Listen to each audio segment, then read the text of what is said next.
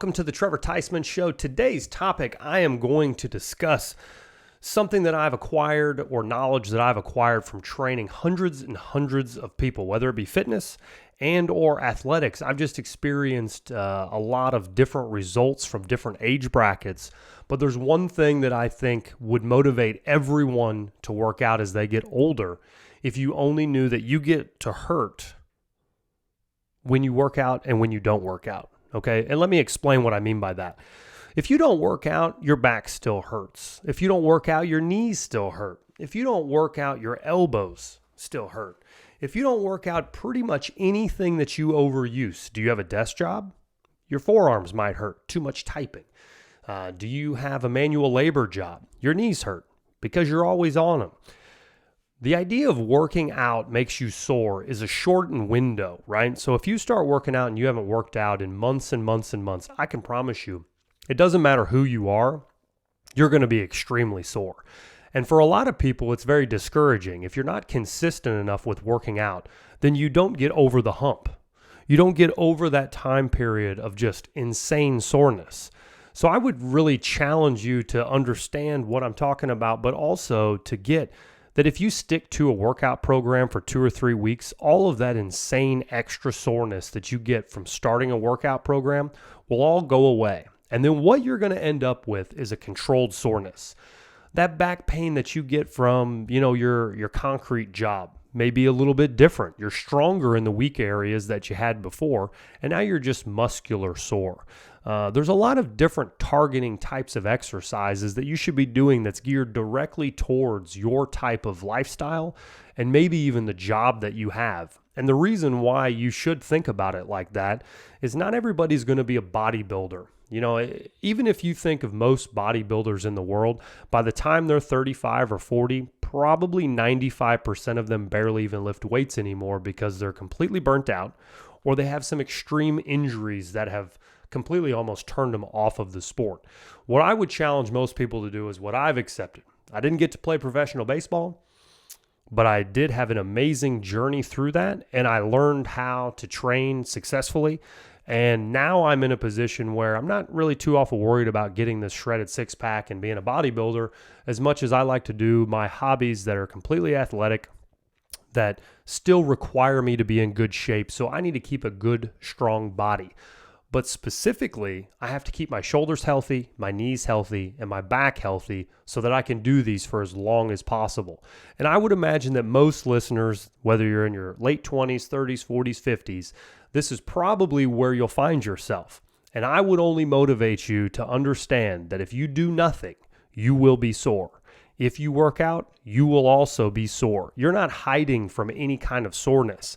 The problem is if you wait until your late 50s or 60s to try to do something about these acquired injuries or overuse types of things that you've gotten, it's going to be next to impossible to get over the hump of the pain that you will feel from working out for the first time in 30 years.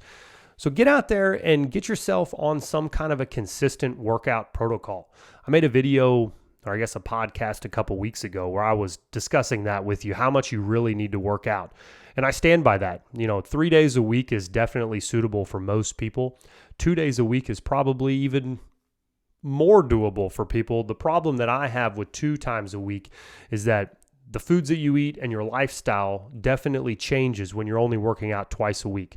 If you have 3 separated days in the week, maybe it's Monday, Wednesday, Friday, you're kind of a little bit more consistent. You eat properly because you've got a workout within a day or a day and a half, and it's more of an embraced lifestyle. If you're only doing 2 days a week, it's really easy to miss a workout or have something else scheduled where a workout gets dropped. And think about that. If you drop a workout and you're working out twice a week, you now have gone down into the once a week category, and you want to talk about some soreness. Work out only once a week and feel what your body feels like after that. And I tell you, even now, when I start working out for the first time, here you go. Here's one that I always end up skipping. Sooner or later, I don't do lunges anymore. And lunges are like the ultimate kryptonite, right? It's the thing that feels the worst. You get down and you do a lunge, your knees are like, you got squeaky knees, your hips hurt, your butt hurts. But then you get the next day after lunges, and let me tell you, when you can barely get off the toilet or stand up, that is a problem. So, lunges are probably one of my least favorite exercises that I've been trying to do at least once every other week, only for the simple fact that I do not want to go through the pain of having to do a lunge for the first time in 6 months. So, that's kind of like one of those principles within the 3-day-a-week concept that I really try to stress. If you can just get your exercise down to 3 times a week, I'm telling you, it makes a really big difference because you're going to stay a little bit more consistent and your diet will follow, but you'll also get over that soreness. If you miss one workout in a 2-workout deal, all of a sudden you're kind of really flirting with that soreness element. So just know that you're going to be sore, like I said, either way. If you're going to be sore either way, then you might as well start getting on a consistent protocol where you can get your body in a little bit better shape. And I don't mean that everything has to be weightlifting. I would imagine that most women probably don't want to hear about what I have to say about working out because I'm a guy. I've trained hundreds of women that probably would like to know my thoughts. But if you're a guy and you think that the only version of exercise is weightlifting, you're wrong. As you get older, resistance bands are more helpful as well, just less pressure on the joints. But you can do a lot of stretching and the yogas and all those kinds of things that can give you more range of motion. Should probably be a little bit more of your goal. In a 3-day-a-week workout program too, it gives you the flexibility of moving a day. So if you've got something come up on a Friday, move your workout day to Saturday or Thursday. No qualms about it because you've always got rest periods. So say you do a push predominantly day, a pull, and then a full body. Well, if you went off of a Wednesday and you had to go Thursday, you could still do your full body. If you're not power lifting, that workout is going to be just fine for you to do on Thursday. But just know, to wrap this thing up, you're going to be sore either way, so you might as well control the soreness and really build the muscles that are going to make you feel better in the long run. A little bit of soreness is never going to hurt anybody unless that joint doesn't move. Then you're going to get injured anytime you get in a tough spot.